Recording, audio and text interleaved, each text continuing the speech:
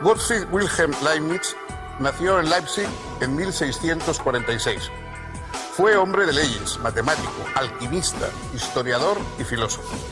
Descubrió el cálculo infinitesimal y planteó que el mundo es racional, continuo, ordenado e infinitamente múltiple. Todo está relacionado, desde lo infinitamente pequeño a lo infinitamente grande. Afirmó también que el mal es real, pero que el mundo existente es el mejor de los posibles.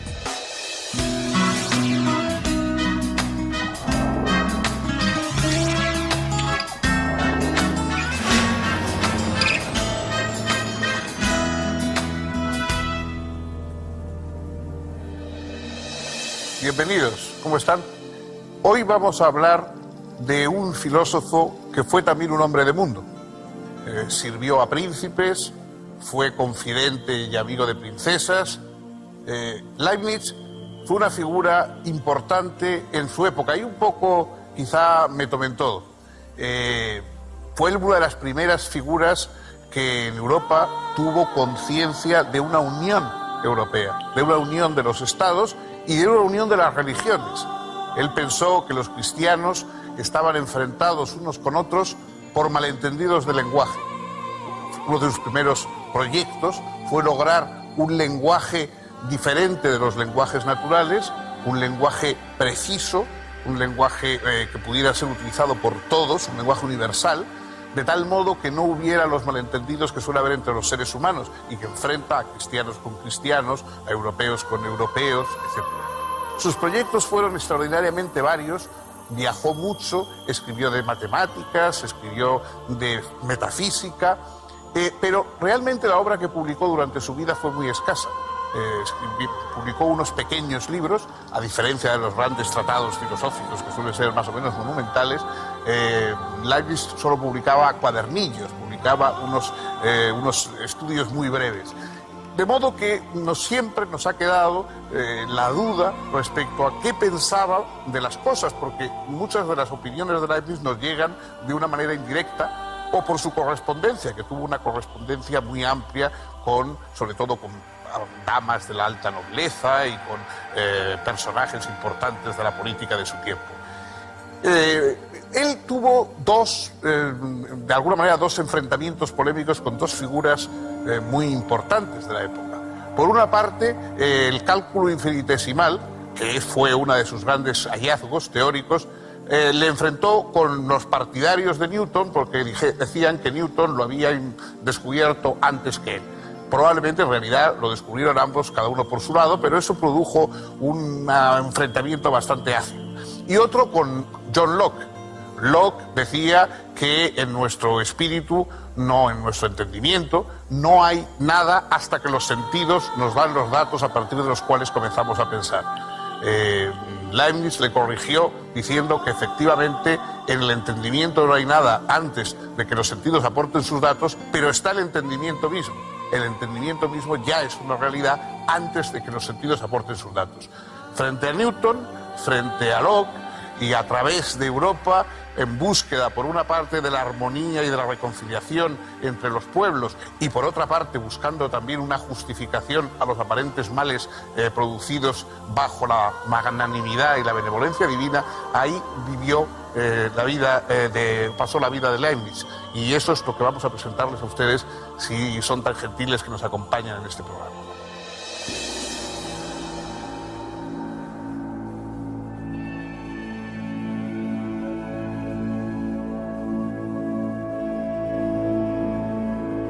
Gottfried Wilhelm Leibniz nació en Leipzig, Alemania, en 1646, cuando estaba concluyendo la Guerra de los 30 años.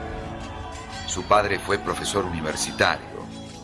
El joven Leibniz cursó sus estudios elementales en la Nikolai-Schule y desde muy temprano llamó la atención por su despierta inteligencia y su increíble capacidad de aprendizaje. Ya a los 13 años, por ejemplo, compuso un extenso poema en hexámetros latinos. En 1661 ingresó en la Universidad de Leipzig. Estudió filosofía, matemáticas y jurisprudencia. Completó sus estudios de Derecho en la Universidad de Altdorf obteniendo el grado de doctor en leyes en 1666. Mientras tanto, también se interesó por la alquimia, los autores clásicos y los estudios de la ciencia de su época. En 1667 entró al servicio del barón von Boineburg, quien lo introdujo en la corte. En los años siguientes, viajó en diversas misiones diplomáticas por Holanda, Inglaterra y Francia. En 1676 fue nombrado bibliotecario y consejero de la corte. Para entonces, tenía ya un gran prestigio intelectual, pues había escrito con innegable competencia varios textos sobre temáticas muy diversas: derecho, pedagogía, teología, física, aritmética, filosofía y política.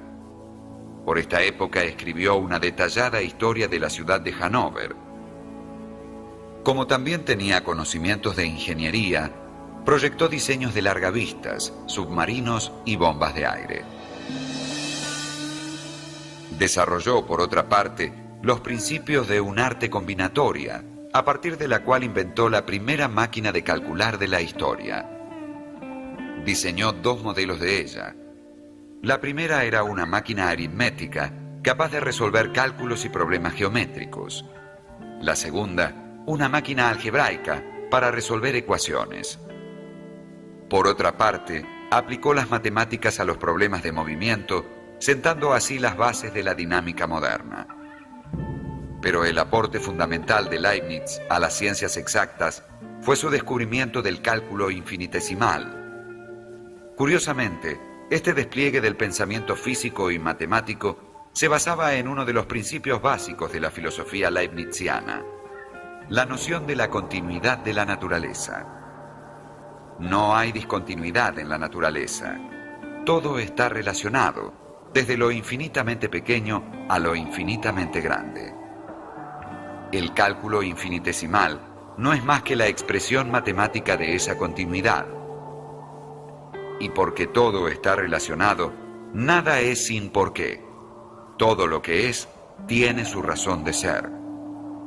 Esto es lo que expresa el segundo principio fundamental del pensamiento de Leibniz, el de razón suficiente.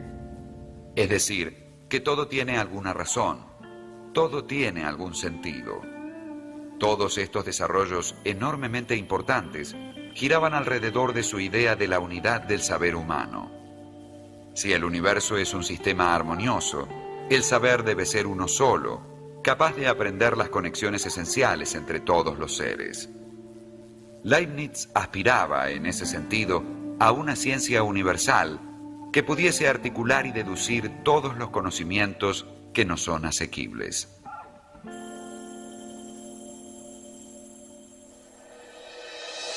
Uno de los ideales de Leibniz era llegar a una ciencia universal, a una especie de enciclopedia total de todos los conocimientos humanos. Ha habido filósofos que han buscado la dispersión, la separación, la distinción. Leibniz siempre buscaba la conjunción, la universalidad, la colaboración. Y uno de sus proyectos fue una gran enciclopedia que tratase todas las ciencias humanas y que, en la cual intervinieran todos los grandes hombres, los grandes sabios que había en Europa. No llegó a llevarla a cabo por múltiples razones de orden práctico, entre ellas la propia brevedad de su vida, porque apenas vivió 50 años. Pero la idea de una ciencia universal es también la idea de que pudieran disponerse las ideas de tal forma que, en vez de tener que pensar fallando y equivocándonos, prácticamente calculásemos como quien calcula un problema matemático y nos saliera siempre la solución perfecta al pensamiento que nos habíamos planteado. Para eso él parte de una distinción muy esencial en su pensamiento y que luego ha sido muy importante a lo largo de la historia de la filosofía, entre las verdades de razón y verdades de hecho. Es decir, las verdades de razón son aquellas verdades que a priori, aparte de todo lo que sabemos y conocemos de los acontecimientos del mundo, son en sí mismas ciertas y necesarias. Es decir, hay una serie de verdades, como son algunas verdades matemáticas, etcétera, que no pueden ser falsas sin contradicción. Es decir, si decimos que la línea recta es la distancia más corta entre dos puntos, Es que estamos simplemente asegurando una verdad que no puede ser falsa si conocemos lo que es una línea recta. En cambio, hay verdades de hecho que son circunstancias que pueden cambiar. Si decimos que este árbol mide 25 metros, eso es una verdad de hecho. Podría medir 22 o podría medir 29. Es decir, hay cosas que pueden ser o no ser, que pueden ser así o pueden ser de otro modo. Esas son las verdades de hecho. En cambio, hay cosas que no pueden ser más que lo que son si entendemos su razón, si entendemos lo que esencialmente las constituye. Esta diferencia entre verdades de hecho y verdades de razón tiene gran influencia en su propio pensamiento y a la vez va a seguir siendo una línea importante de reflexión en el pensamiento occidental.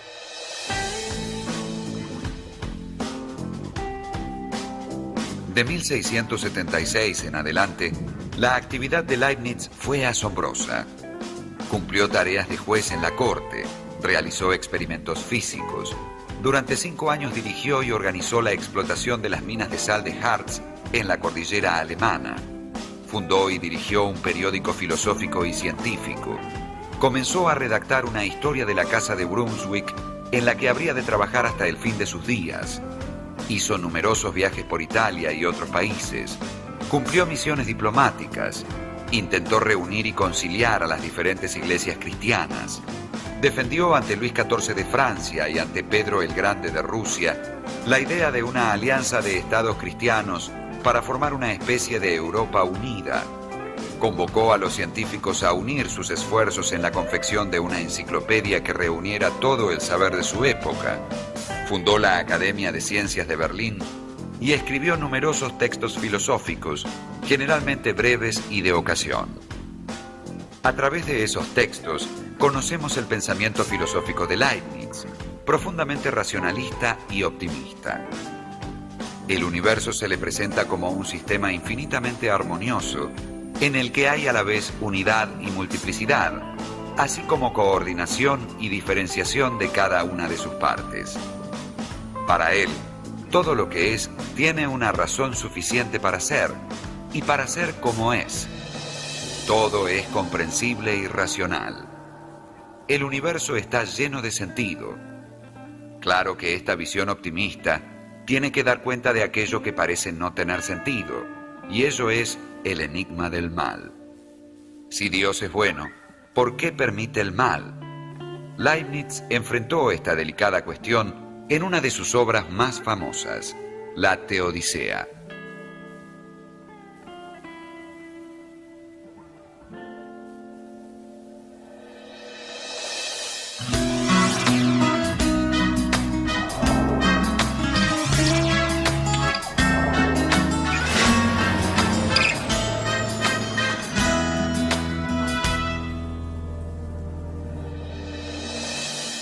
El pensamiento de Leibniz es fundamentalmente antitrágico. Precisamente lo que él quería era borrar esa especie de patetismo y de perpetuo lamento que acompaña la historia de los seres humanos.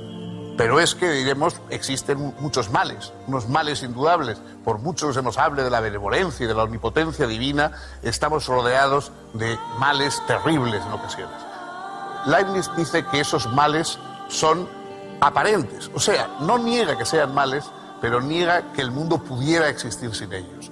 Como Dios es omnipotente y sabio, ha calculado todos los mundos posibles. Y eso que a nosotros nos parecen males son requisitos indispensables para que el mundo pueda ser. Si no fueran esos males tal como son, el mundo no podría existir. De modo que la divinidad ha calculado aquellos mínimo, digamos, de males imprescindibles para que el mundo pueda funcionar y pueda ser. Y la propia diversidad de cosas peores unas que otras hace que el mundo sea más rico. Pensemos, por ejemplo, en una biblioteca y pensemos una obra extraordinaria, digamos, la Ilíada. Bueno, una biblioteca que tiene la Ilíada es una biblioteca enriquecida, naturalmente, por una obra importante. Pero pensemos una biblioteca de 10.000 volúmenes y los 10.000 volúmenes fueran la Ilíada. Sería una biblioteca inferior a otra que tuviera la Ilíada y otros 9.999 volúmenes que fueran de obras inferiores a la Ilíada, pero distintas. Es decir, Lo que nos parece una deficiencia, no todas las obras son tan buenas como la Ilíada, en realidad es un enriquecimiento, porque así hay una diversidad que de otro modo no existiría. Bueno, este tipo de justificaciones, este tipo de explicaciones es el que da Leibniz para justificar su defensa, su apología de Dios. Es decir, Dios, hay una palabra específica, la teodicea, es la justificación, la defensa de la obra divina como preferible a que hubieran desaparecido lo que nosotros consideramos males. A eso se le llama un optimismo metafísico cosmológico. Claro, algún irónico puede decir que no solamente Leibniz no es optimista, sino que es el más pesimista de todos, porque francamente decir que este es el mejor de los mundos posibles...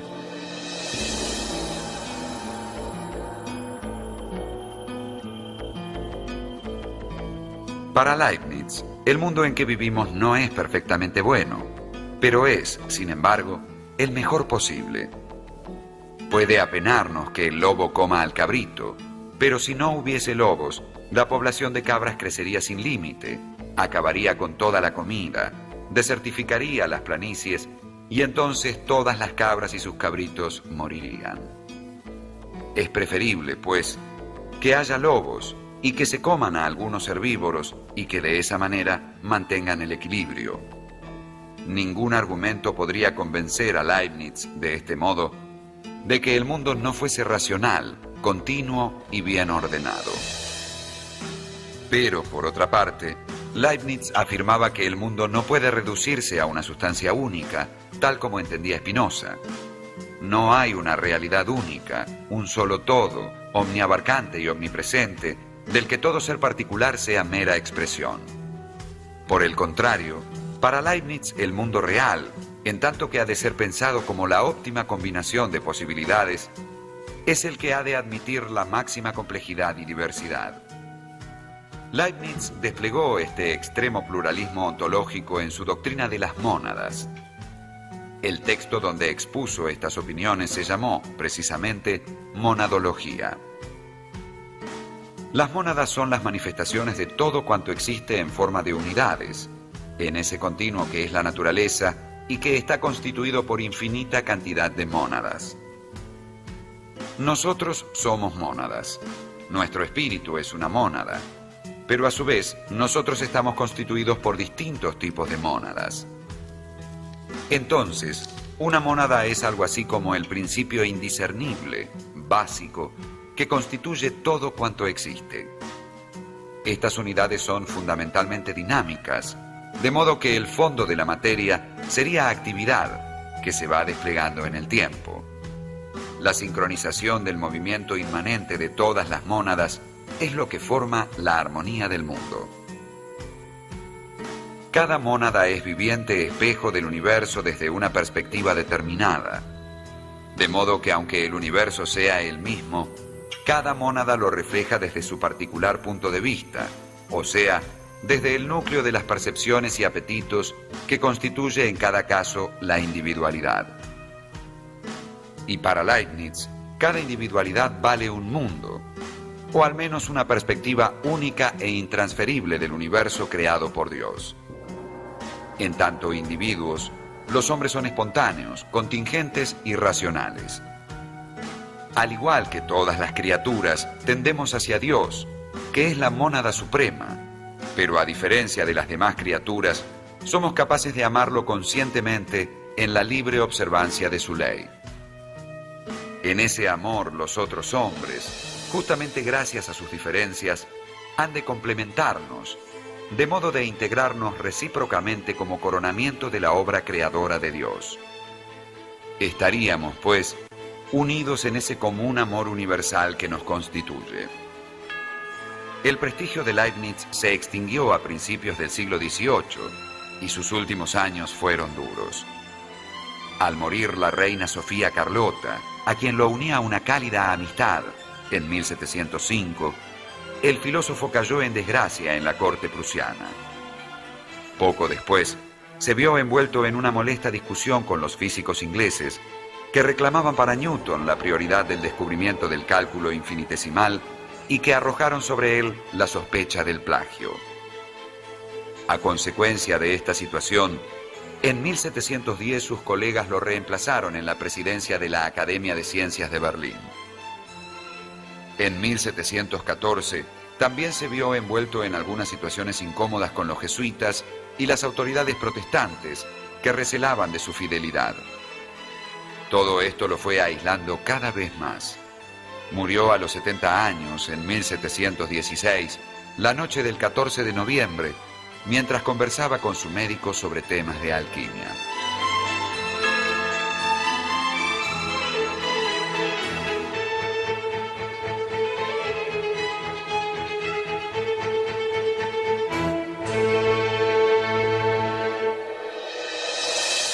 Muy influyente en su época y en la inmediatamente posterior, hoy probablemente Leibniz es más estudiado que reconocido por el gran público. No es uno de esos filósofos cuya obra es frecuentada por el público normal, por el público lego, aunque naturalmente sigue figurando en un lugar muy destacado entre los estudiosos de la filosofía. El proyecto de Leibniz tiene algunos aspectos que han continuado y que continúan extraordinariamente vigentes. Pensemos en el cálculo infinitesimal. También su teodicea, su intento de salvar al mundo de esta apariencia de mal y de desastre y justificarlo en aras de una necesidad cosmológica, ha tenido una proyección importante y repetida.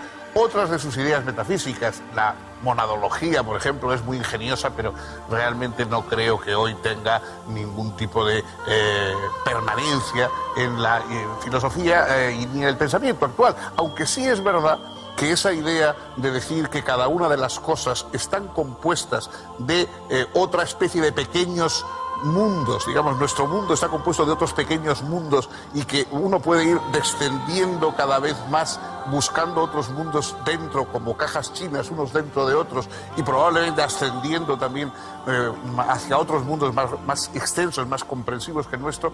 Esa idea sí que tiene una cierta vigencia cosmológica y probablemente astrónomos o estudiosos del átomo la comparten. En cualquier caso, fue un hombre extraordinariamente inventivo, extraordinariamente ingenioso, extraordinariamente polifacético, que más que haber dejado un legado cerrado al que hoy acudamos, lo que hizo fue dar un impulso, un estímulo a muchos campos.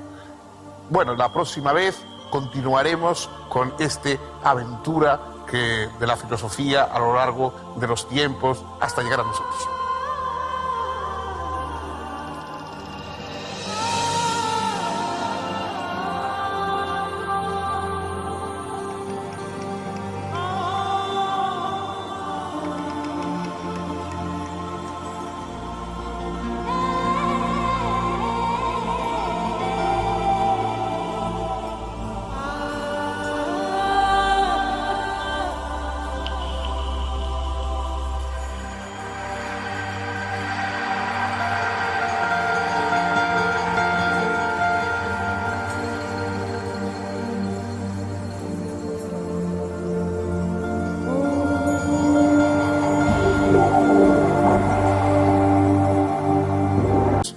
Fue confidente y amigo de princesas. Leibniz fue una figura importante en su época y un poco, quizá me tomen todo. Fue una de las primeras figuras que en Europa tuvo conciencia de una unión europea, de una unión de los estados y de una unión de las religiones.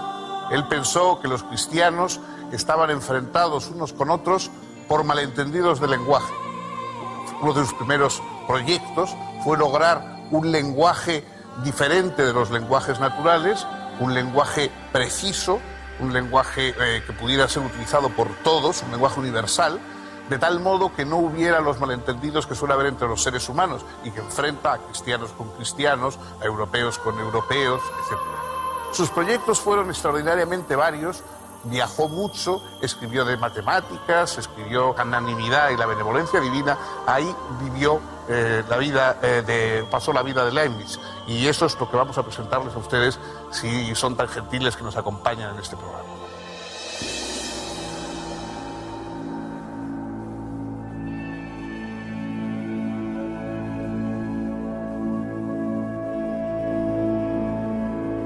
Gottfried Wilhelm Leibniz nació en Leipzig, Alemania, en 1646, cuando estaba concluyendo la Guerra de los 30 años. Su padre fue profesor universitario. El joven Leibniz cursó sus estudios elementales en la Nikolai-Schule y desde muy temprano llamó la atención por su despierta inteligencia y su increíble capacidad de aprendizaje. Ya a los 13 años, por ejemplo, compuso un extenso poema en hexámetros latinos. Le enfrentó con los partidarios de Newton porque decían que Newton lo había descubierto antes que él. Probablemente en realidad lo descubrieron ambos, cada uno por su lado, pero eso produjo un enfrentamiento bastante ácido. Y otro con John Locke. Locke decía que en nuestro espíritu, no en nuestro entendimiento, no hay nada hasta que los sentidos nos dan los datos a partir de los cuales comenzamos a pensar. Leibniz le corrigió diciendo que efectivamente en el entendimiento no hay nada antes de que los sentidos aporten sus datos, pero está el entendimiento mismo. El entendimiento mismo ya es una realidad antes de que los sentidos aporten sus datos. Frente a Newton, frente a Locke y a través de Europa, en búsqueda por una parte de la armonía y de la reconciliación entre los pueblos y por otra parte buscando también una justificación a los aparentes males producidos bajo la magia. Gottfried Wilhelm Leibniz nació en Leipzig en 1646. Fue hombre de leyes, matemático, alquimista, historiador y filósofo. Descubrió el cálculo infinitesimal y planteó que el mundo es racional, continuo, ordenado e infinitamente múltiple. Todo está relacionado, desde lo infinitamente pequeño a lo infinitamente grande. Afirmó también que el mal es real, pero que el mundo existente es el mejor de los posibles.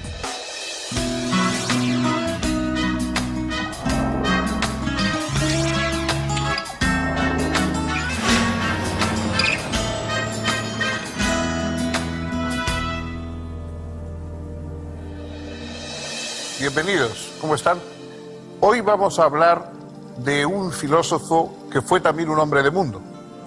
Sirvió a príncipes, de metafísica, pero realmente la obra que publicó durante su vida fue muy escasa. Publicó unos pequeños libros, a diferencia de los grandes tratados filosóficos que suelen ser más o menos monumentales.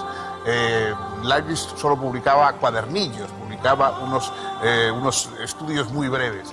De modo que siempre nos ha quedado la duda respecto a qué pensaba de las cosas, porque muchas de las opiniones de Leibniz nos llegan de una manera indirecta o por su correspondencia, que tuvo una correspondencia muy amplia sobre todo con damas de la alta nobleza y con personajes importantes de la política de su tiempo.